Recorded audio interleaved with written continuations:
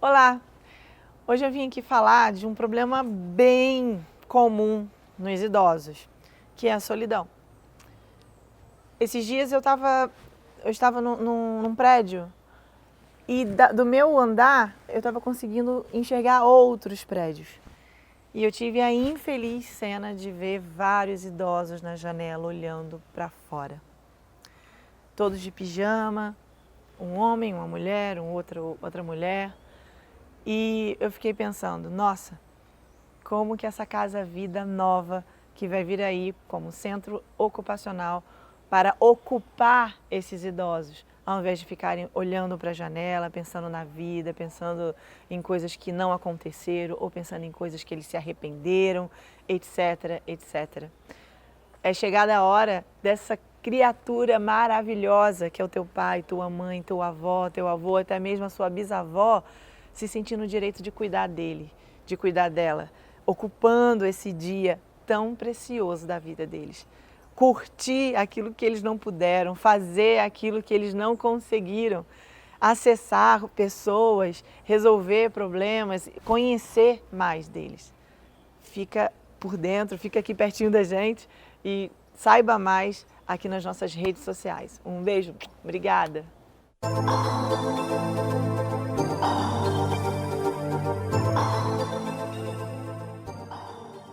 Esse é o Saúde e Vida, estamos de volta, estamos aqui falando sobre a saúde do homem, um bate-papo super legal aqui com os dois Cláudios, aqui, o Espíndola e o de Almeida, e também com a enfermeira Flávia Taitson. Estamos aqui batendo um papo para informar, né, a população sobre a necessidade da gente sair um pouco do nosso comodismo, da nossa fase dia a dia, cotidiana, e procurar conhecer o seu próprio corpo, saber como é que está, se está tudo ok. Se aparecer alguma coisa, correr para o tratamento, que hoje em dia a medicina traz soluções imediatas e muito seguras, mas você tem que também fazer a sua parte, né? Nós temos que fazer a nossa parte. E o Cláudio contou a história dele, e em que você se identifica? Como todo homem, né? Eu já fui mais descuidado com a minha saúde.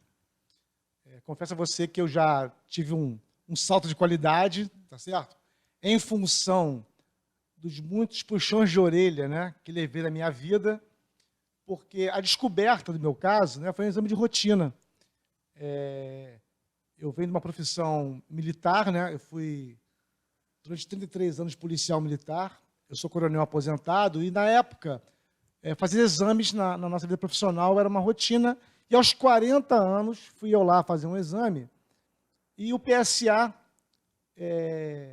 detectou que eu tinha um valor, né, de análise 4,6, o que na época seria o PSA de um homem de 70 anos. Meu Deus. O médico, logicamente, fez aquele olhar, né, olhar de Mônica, né, cresceu o olho e perguntou para mim o seguinte: Cláudio, está sentindo o quê?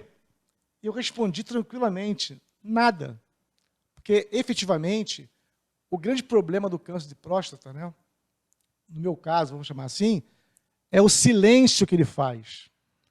Eu não sentia a minha vida urinária, sexual, percebe? Tudo era normal para mim. E como o ser humano, né, o homem principalmente, é feito para permanecer, né? Eu estou respirando, estou comendo, estou andando, está tudo beleza.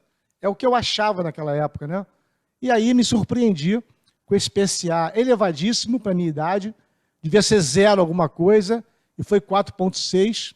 E aí começamos aquela rotina, né, de investigações para efetivamente confirmar a exigência do chamado carcinoma, né, que é o câncer que, no meu caso, era maligno e precisava ser retirado do meu corpo. Então, todos os exames foram feitos, né, o diagnóstico confirmando a presença do câncer, e aí nós fomos para a mesa de cirurgia, né, para fazer a retirada física desse elemento que, para mim, seria muito perigoso se eu não tivesse feito isso com rapidez. E, felizmente, conseguimos alcançar um resultado positivo, né? O meu PSA, depois da retirada, com o passar do tempo, voltou a 0, só que depois de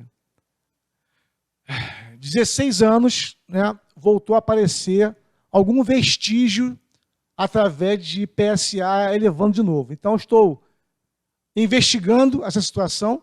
Né? Sob controle. Sob controle. Né? Mas eu tenho que ser um pouco mais efetivo no meu relacionamento com o urologista. Né? Confesso a você que também, como o Cláudio falou, não é por preconceito. Hoje não existe mais para mim isso. Né? Não tem nada de mais nos exames que a gente faz para detectar o problema, mas é aquele negócio, né, de relaxamento. Né? Comodismo mesmo. Comodismo, né? Então, apesar de eu ter gente sempre me puxando a orelha, falando, vamos lá, coisa e tal, eu preciso visitar mais o médico. Então, o meu exame de sangue eu faço semestralmente, mas a visita ao médico só uma vez por ano, e isso aí não é recomendável, tá? Então, é aquele ditado, né? Faz o que eu digo, não faz o que eu faço, que é o melhor caminho. Mas eu ainda tenho essa consciência, né? Que eu preciso realmente cuidar muito bem disso para, quem sabe, o ano que vem voltar aqui para dar mais um depoimento, né? Deus quiser. É importante mencionar, não é só você ter consciência de buscar e ter a consciência de manter essa fiscalização. Sim, você foi 16, eu estou há 13 anos, o meu não se manifestou ainda, mas o seu levou 16 anos para apresentar. Sim. Então é importante a gente não perder a consciência de que daquele momento em diante você tem que continuar atento. Isso é um alerta para quem já se tratou, achando, não, agora estou livre. É o perigo do 100% de cura. Você fica acomodado. É o do ser humano, é assim. Né? E eu só posso continuar aqui, né, vindo participar desses eventos, né, porque eu tenho procurado, né, de forma continuada, acompanhar o passo a passo, através do exame de sangue, né, que é uma forma bastante... É um marcador, né? Boa, né, de identificar o andamento, tá certo? Para poder cuidar disso de forma direta, né? Atacando efetivamente o ponto. Por quê? Porque, assim como o Cláudio, eu também não tive metástase, porque a metástase é um ponto nevrálgico, né? Quando o câncer se espalha pelo corpo, é que efetivamente a coisa começa a complicar. Porque hoje de manhã eu ouvi o Cláudio falar numa palestra sobre o apagar incêndio, né? Os focos vão aparecendo, você vai tratando de um, aparece outro. Cuida de outro, aparece outro. Então, isso é muito importante que a gente evite que esse desdobramento, né, de espalhar pelo corpo ele aconteça. E no nosso caso, penso eu, né, Cláudio? Estamos ambos, né, com um ponto localizado, tratamento específico, porque cada um de nós tem o seu tratamento customizado, né? Cada corpo nosso é um corpo individual, então a gente precisa cuidar individualmente desse tipo de doença que pode ser curada desde que seja previamente identificada. Muito bom. Você até comentou que também teve uma questão também que você teve um pouquinho... Você fez o exame lá no começo, sim, mas que você meio que guardou na gaveta. Também acontece muito isso, né? Né? Aquele tal de medo, né? Medo da resposta, o medo de você enfrentar aquilo que é uma verdade, né? E na ocasião, eu era oficial da Polícia Militar, né? E estava prestes a assumir um comando de uma unidade, então eu não queria perder a oportunidade. Então conversei com o médico e ele, através de medicação, me permitiu algum tempo antes de fazer a cirurgia. Mas o meu exame, né, que foi a biópsia, ficou sobre a minha mesa quase 6 meses. Precisou que, à época, né, a minha ex-mulher ligasse lá para o meu amigo comandante, me pegasse pelo braço e fosse me levar até o hospital, porque eu relutava em abrir o exame. Eu recebi o exame e sequer abri, para não me deparar aquela história. A gente foge do que dói na gente. Eu já sabia que eu sentia essa dor, apesar de conhecer a gravidade, né, de não fazer nada. Eu, assim em 6 meses, como que você poderia estar correndo risco? Pois entende? Então, assim... E aí eu falo, Rosana, da participação feminina, né, nesse puxão de orelha dos homens, porque a mulher, desde cedo, começa a cuidar da própria saúde, né? E o homem reluta em não fazer isso. Então, assim... Para você que está me ouvindo aí, né? Você que é homem, você que tem na sua família, né, as mulheres que têm os seus maridos, filhos, não deixe que isso aconteça, tá certo? Volto a falar. Faz o que eu digo, não faz o que eu faço. Leve as pessoas vai fazer exame de sangue inicialmente, não dói nada, é tranquilo, e depois para investigar caso o exame de sangue aponte algum tipo de anomalia que fuja à normalidade. É isso. Você acredita que essa nova geração, os pais estão passando esse exemplo para os seus filhos de que é preciso não ter, quebrar esse tabu? Né? Sim, eu acredito, Rosana, porque hoje a informação está muito acessível, né? Então, só não sabe disso quem não quer. É só você ir para o Google da vida, botar lá câncer de próstata, que você vai ver estatísticas, né? Eu apresentei hoje pela manhã a CBF, o ano de 2018 foram 68 mil casos de diagnóstico de câncer de próstata. Nós tivemos 15 mil falecimentos por causa do câncer de próstata, tá certo? Então, assim, só não sabe quem não quer.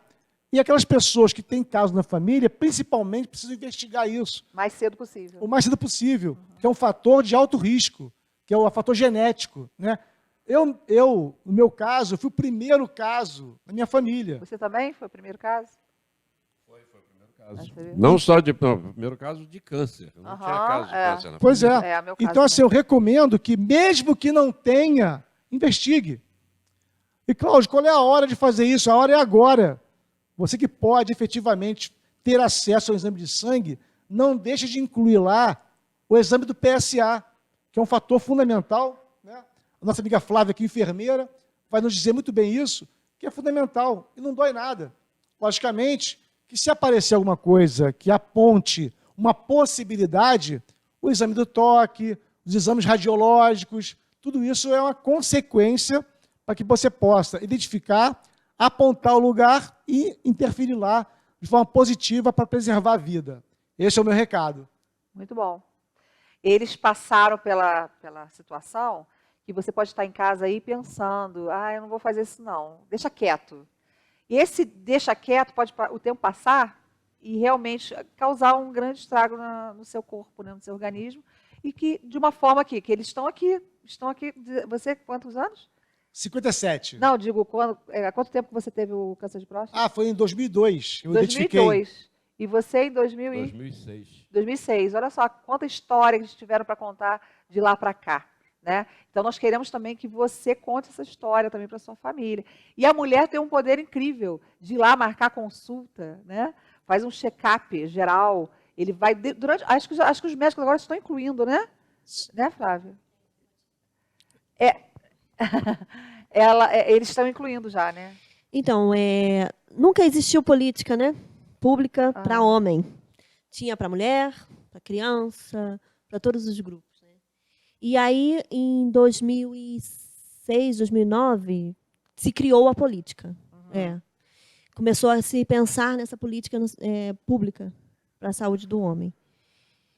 Pelo aumento dos casos que estavam ocorrendo e para a saúde em geral do homem, né?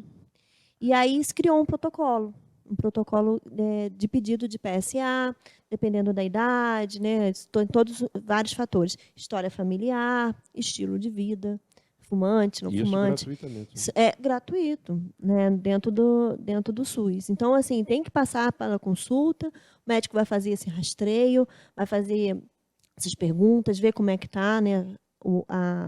As questões daquele homem, para poder estar pedindo os exames. É porque não precisa ser exatamente um urologista, pode ser um clínico. Um clínico.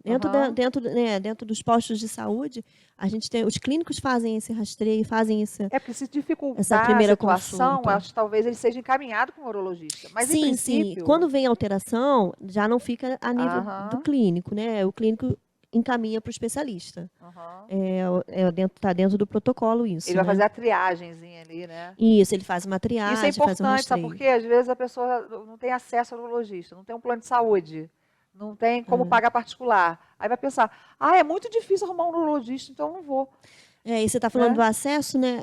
A política nacional do homem, né? Saúde do homem, um dos eixos é esse, a questão do acesso. O acesso e o acolhimento a esse homem. Né? A política trabalha 5 eixos, né, para a saúde do homem, e um deles é o acesso e o acolhimento. O outro é a questão do planejamento familiar, que não é só uma coisa só da mulher, né? A gente pensa, planejamento familiar, mas a mulher que tem que pensar? Não, é um casal. Então, os dois têm que pensar juntos. Então, o planejamento familiar junto com a saúde sexual, que também é muito importante, e a paternidade, o pai começar mais participativo dentro da paternidade, e as doenças prevalentes, que está a questão do câncer de próstata e a questão também de violência e acidentes, porque os homens sofrem mais essas questões de violência, brigas, né? Violências e acidentes. Olha, Então, tá são bem os 5, englobado. pega esses 5, engloba, né, as coisas, os pontos principais dentro da saúde do homem. E aí o câncer de próstata está dentro dessas doenças prevalentes que acontecem, né, com o homem. E aí tem todo um protocolo, o acesso, a gente está falando do acesso. Está se pensando nesse acesso, não só para o homem, mas para a população geral, as pessoas que trabalham dentro do horário de comercial, né? Onde eu trabalho, no Rosário, a gente, essa gestão, né, nos incluiu dentro de um programa do governo federal que se chama Saúde na Hora, onde a gente amplia o acesso, o horário de atendimento. Esse horário vai até às 19h, né, durante a semana, e nos sábados, de 8 às 5. Então, a gente ampliou esse horário para poder estar dando mais acesso, né, podendo acolher melhor as pessoas. Você vai até contar mais sobre isso, a gente vai dar mais um intervalinho. Uhum. E no último bloco a gente vai contar melhor sobre isso aqui. É muito importante o pessoal ficar focado. Olha, anote bem o que ela vai falar, preste bastante atenção, porque é algo que realmente modificou na saúde e que você tem que ficar atento, porque aquela desculpa de que você trabalha e que você não tem tempo, acabou, tá? Tem agora saída para isso. E a gente vai continuar falando sobre a saúde do homem daqui a pouquinho.